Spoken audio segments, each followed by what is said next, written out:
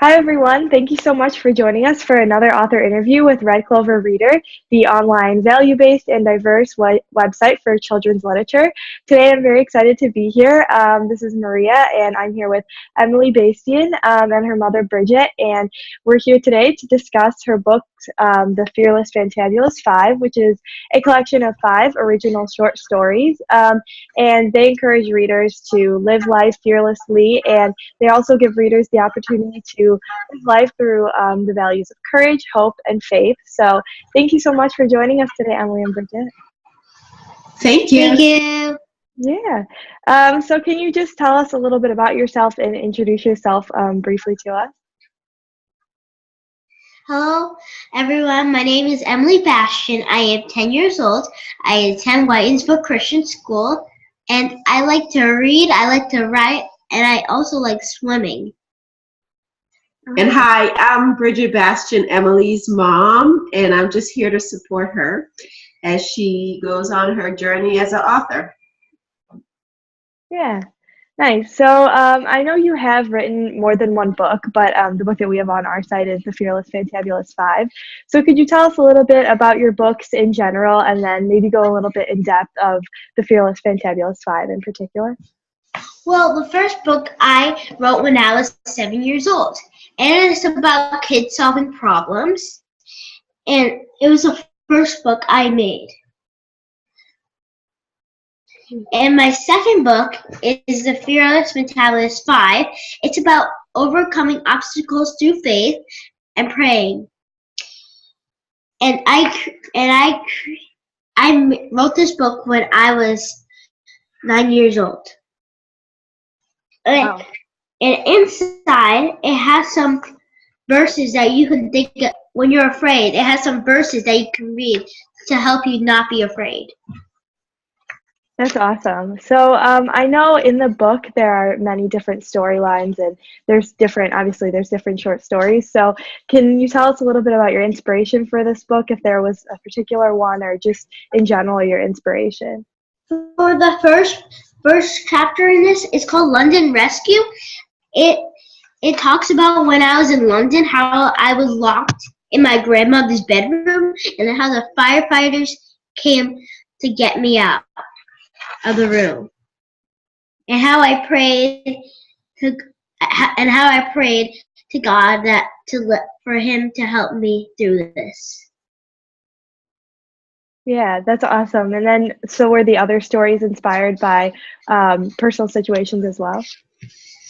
Well, I was eating a grape, and when I was in 3rd grade, I was eating a grape, and I was thinking about what could make a good children's story about Jesus. And I decided a grape seed would be a good one because it describes how children can grow as a Christian.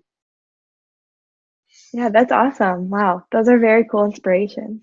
And Two Trails is a story about a teenager named Chris who has 2 choices, and explains that sometimes the choice that seems the best choice to us would really not be the best choice further down the road.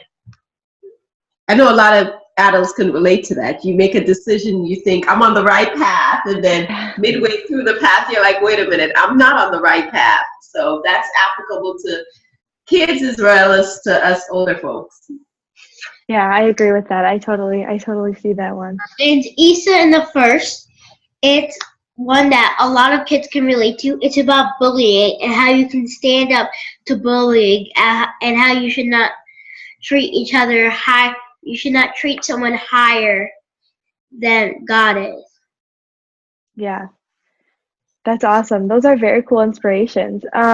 So when did you first start writing? I first started writing when I was 6 years old.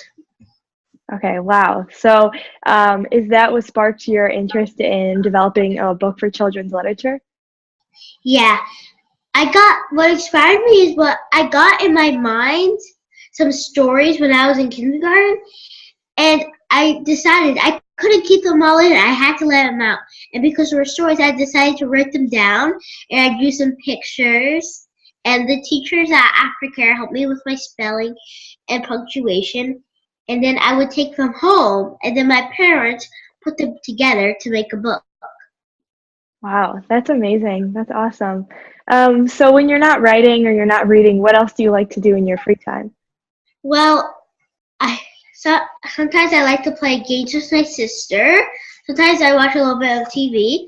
But when I'm but in the summer I like to go swimming a lot or bike riding or hiking. And in the winter I go outside and play in the snow. That's awesome. I like to do those things too, so that's cool. So if you had to choose an ideal reader for the Fearless Fantabulous Five, who would it be? Who would you like to read your book? I would recommend this for kids who are afraid. Actually, kids and adults who are afraid. I recommend this to anybody who's afraid or who's doubting themselves.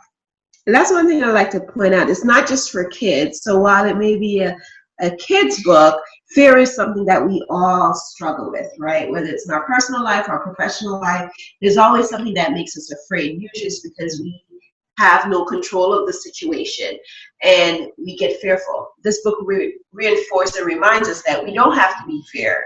And when we're in a fearful situation, we can rely on God. So whether it's fear of public speaking, fear of a spider, a snake, whatever it is, there's always a way out of that fearful emotions. Yeah, that's awesome. So would you say are the reasons that someone should read your book if they were going through our Red Clover website and they're looking at all the options? What would you say to them to make them want to read your book? Well, I would say that this book can change your life.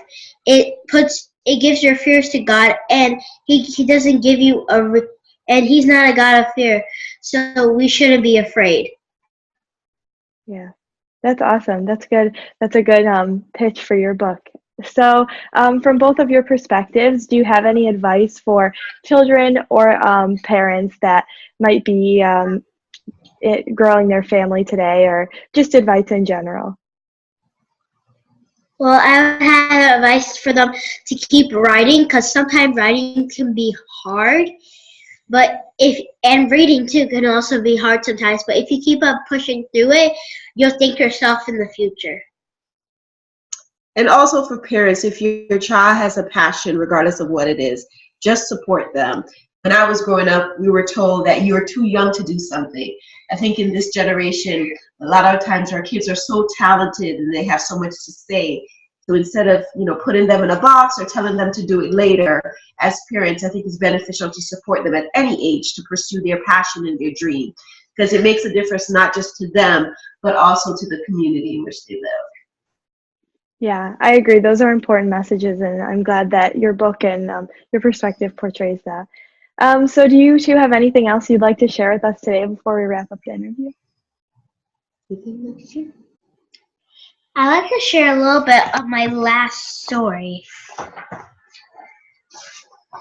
It's called Fallen Robin, and it's about how my sister, my dad, and I found a fallen robin, and in our on our lawn, and we were trying to put it back to a tree. Eventually, we did, and we realized that God sent us to help that baby robin, and God sends helpers to us to help us when we're in times of need. That's awesome. That's a good message. I think reading your book, it's very apparent that it kind of applies to any age group, and I'm super glad that I got to interview you today. And thank you so much to both of you for joining us. Thank you so much. Thank you for having us. Yeah. If anyone is interested in learning more about Emily, she has a website. It's Emily, V as in Victor, Bastien.com. She's also on Facebook and Instagram, so she also has a social media presence. She does a lot of presentation at schools and different conferences and churches, so if someone is interested in having her come and speak to their class or their overall school, she's available. They can go on her website, emilyvbastien.com, and connect with us that way. Yeah, awesome. And thank you to Red Clover Reader. You guys are doing an amazing job. I love going on there. It's impressive to be able to get access to books from around the world, right? That's the benefits of technology, and to see the diversity of the books that are on your site, the diversity of the members, it's just impressive. And we really appreciate you not just supporting Emily, but supporting all authors and giving them a venue to share their work and to inspire others. So thank you. Thank you. Thank you so much for joining us and watching today, for the audience and for you two for being here and being interviewed. So one more time, this is Maria with Red Clover Reader, the value-based and diverse place for children's literature. And this is Emily Bastien and her book, The Fearless Fantabulous Five. Definitely check out her work and other children's literature on our website. And thank you so much for joining us today.